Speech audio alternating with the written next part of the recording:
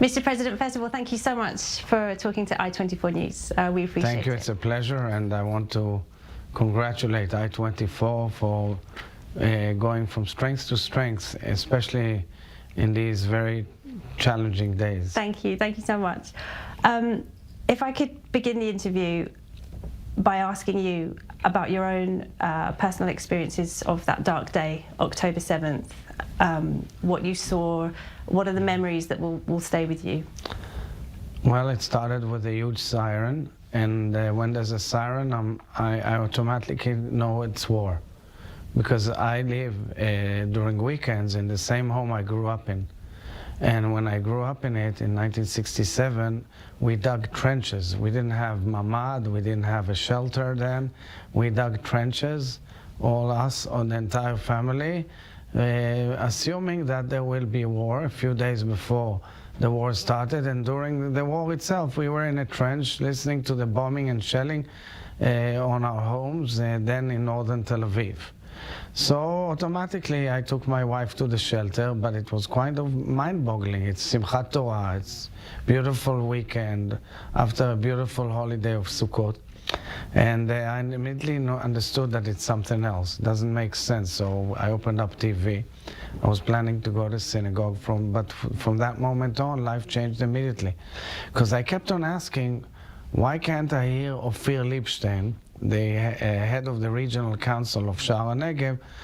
Usually when there are missiles from Gaza, rockets, he immediately goes on the radio and explains what's going on. And I kept on telling Michal, where's Ophir? He's a good friend of mine. Why doesn't he answer? Why is there no interview with him? And an hour or two later, it was immediately announced that he was killed in battle. But we were totally uninformed about what's going on. And only through the media channels and reporting, we understood that it's hell has wreaked upon us, and we are going through this cup of agony and pain ever since. Despite that, I mean, I've spoken a lot over the past month to survivors, people whose families have been taken hostage, people who have witnessed things no human being should ever witness. Absolutely. Despite that, there is still this kind of October 7th denialism, people, doubting what happened, people saying perhaps the Israelis are exaggerating. Do you think, for that reason, that the body cam footage that the terrorists themselves recorded, those films that were shown to accredited journalists, should that be shown to the wider world, or do you think there's no point, some people will never really believe what happened? Some people will never really believe it, because if they hate us, they hate us. And if they're prejudiced, they're prejudiced. I still recall from my father's biography, he wrote in his autobiography his description about the liberation of the concentration camps. He was one of the first soldiers, officers to enter Bergen-Belsen in Germany as a British officer. And he tells the story how he went to various camps and, of course, took many German officers and generals as prisoners of war. And there was one high-ranking officer who said, I don't believe for a moment what you're talking about that happened in the nearby camp. Although there was smell and everything was clear to all the neighbors. So my father took him there. He told him, if you show me that, and it's true, I will take off my sword, I will take off all my ranks, and I will break it. As like a German officer of dignity admitting, and that's exactly what happened. And my father took him and he vomited and he cursed and he admitted and so forth and so on. The same I wish I could do to all our enemies who say, of course, it's terrible, or those who support them, or those who are accomplice with them, or those who say, okay, but. No, there's no but. The world cannot accept this type of brutality, atrocities, sadism, non-acceptable by any norms. It has nothing to do, truly nothing to do with the conflict, with the borders, with the Palestinians, with settlements or anything. It simply has to do with hate and with a whole civilization of hate that wants to wipe all of us off the map, that wants to reign in the Middle East and the rest of the world. It's a jihadist school of thought that the world cannot accept. And it's not a war only between Israel and Hamas. It's a war between two major concepts of life, a civilization that wants to run the world in with certain rules of the family of nations, or a civilization that wants to wipe everybody's head, chop their heads, and reign the world according to fundamentalist rules. Well, quite. Yet, despite this, the Hamas leaders themselves keep going on TV and radio and making comments. Just yesterday, one of them spoke to the New York Times. He said, "We want perpetual war. We wanted this. We wanted a violent response from Israel because we don't want anyone in the region to have peace." Yet there are still people who maintain that they are freedom fighters, they are representing the Palestinian people and their legitimate grievances. What do you say to those people? They're hypocrites. They're hypocrites, or naive, or simple anti-Semites, or all of the above together. At the end, the truth is the truth. One needs to admit the truth. The truth is the truth. Women and young girls were raped and butchered and brutally molested, and babies were killed and burnt, and I can go on and on and on. This is unbelievable. Since the Holocaust, we haven't seen such an number of Jews being killed in one day, but killed brutally and tortured. And when you speak to those in the rabbis in the morgues who identify the bodies, they tell you they've never seen such wounds in their life inflicted on bodies and on human beings. So first and foremost, people have to admit to the atrocity. That's it. Then you have to discuss about all other issues as well, which we are in taking care of. Of course, uprooting Hamas and aiding the civilian population in Gaza, whilst working tirelessly to bring the hostages back home. Well, it is, of course, the job of the media to report the truth. And I wanted to ask you about the international media. Do you think that there is an anti-Israel bias? Taking, for example, the BBC, who refused to refer to Hamas as terrorists. You yourself gave an interview to the BBC. They took out a portion of your answer. I mean, I gave a 28-minute interview to the BBC, to a very distinguished interviewer who came especially to meet me, and she actually knows me for many years, and they left only 6 minutes, chopping it, by the way, and editing it in a very negligent way. It's not my job to go and start quarreling with them, but I must say I'm quite dismayed, and I would have hoped differently. But it's not only the BBC. There's a kind of this school of thought in certain quarters of the Western world that does not understand that this is a war on their life, on their ability to enjoy decent, liberal, modern, progressive, democratic life, or any other ability to live well, even if it's not a democratic country. Nonetheless, at the end, most of the rank and file of the international leadership understands this, and they are taking a firm position supporting Israel. And I'm seeing expressions of support day in, day out by leaders, predominantly, of course, President Biden, Vice President Harris, and the entire US administration and both sides of the aisle in Congress, but also definitely, as you know, United Kingdom, France, Germany, and many, many other important nations. So the world understands.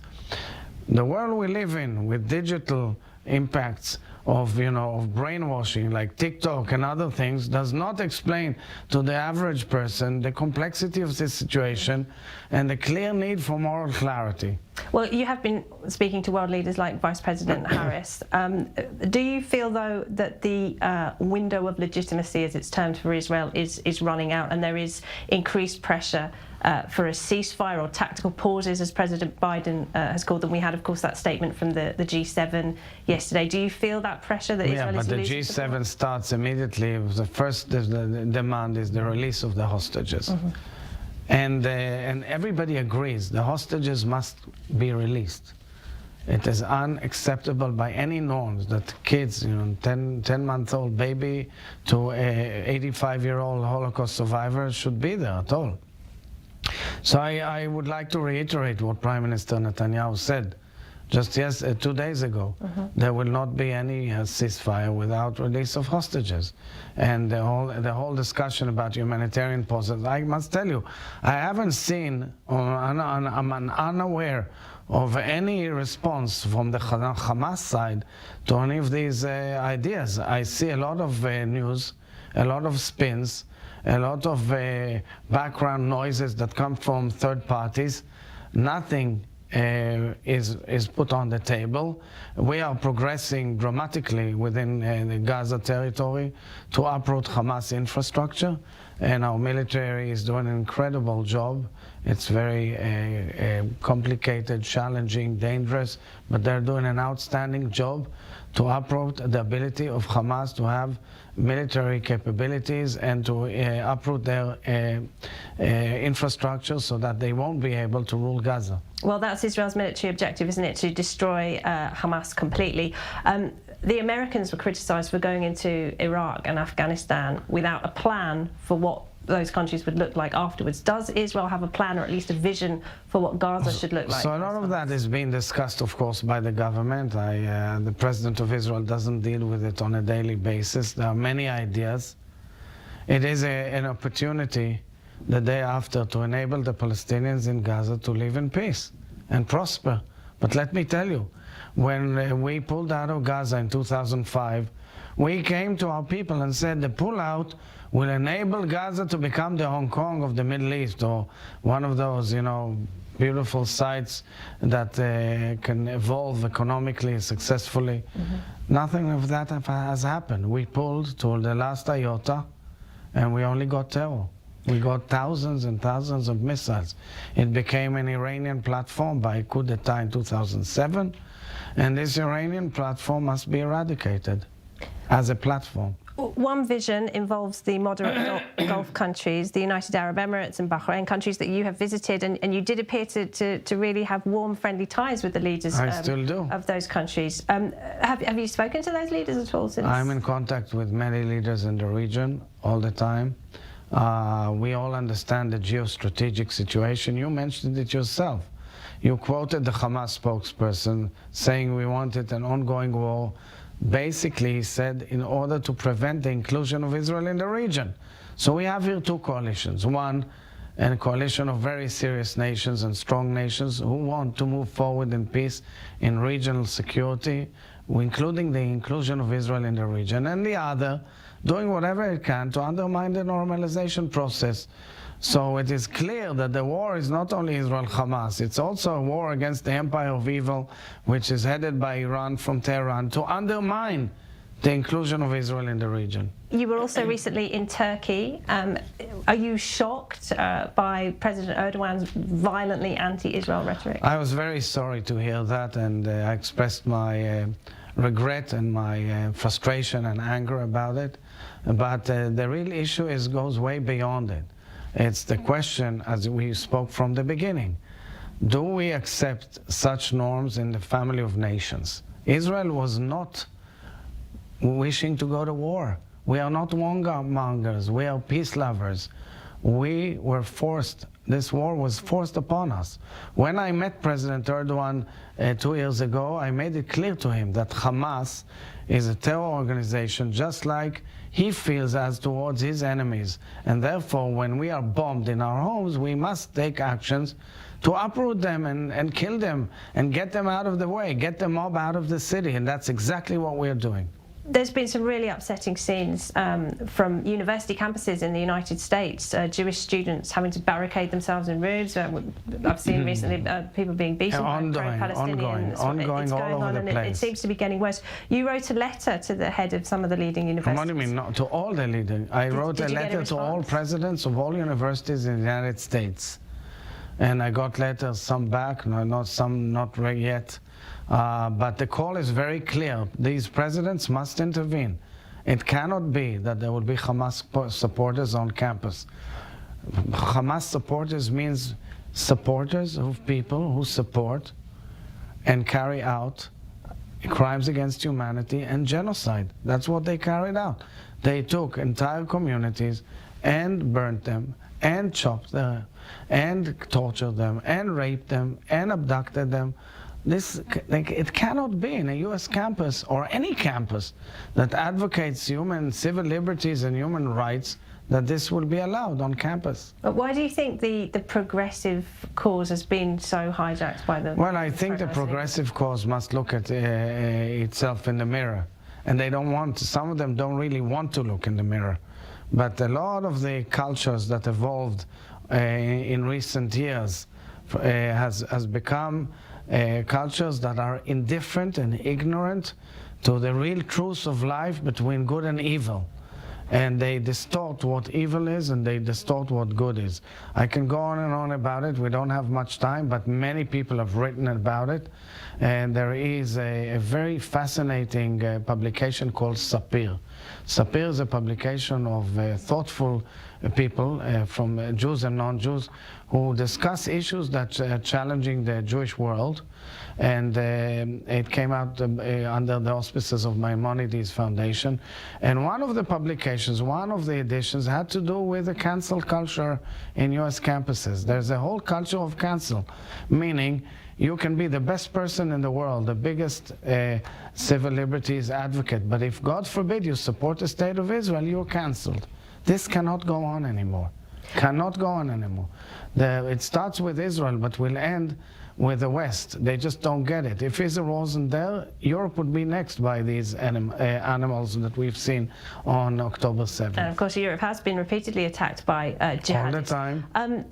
Amid this spike in anti-Semitism, then in Europe and the United States, is Israel preparing, or should it prepare for a mass wave of aliyah, of immigration to Israel? It always happens, always happens. And by the way, I met some very distinguished Jewish leaders and media people who came here and said we feel much safer here than anywhere else in the world. And I assume that will be one of the phenomena of the outcome of the war. And finally, Israelis right now are living through, I think, the worst, the most traumatic period in an already very turbulent history. How can the nation heal? How can Israel get through this? Look, the cup of agony and pain is filled.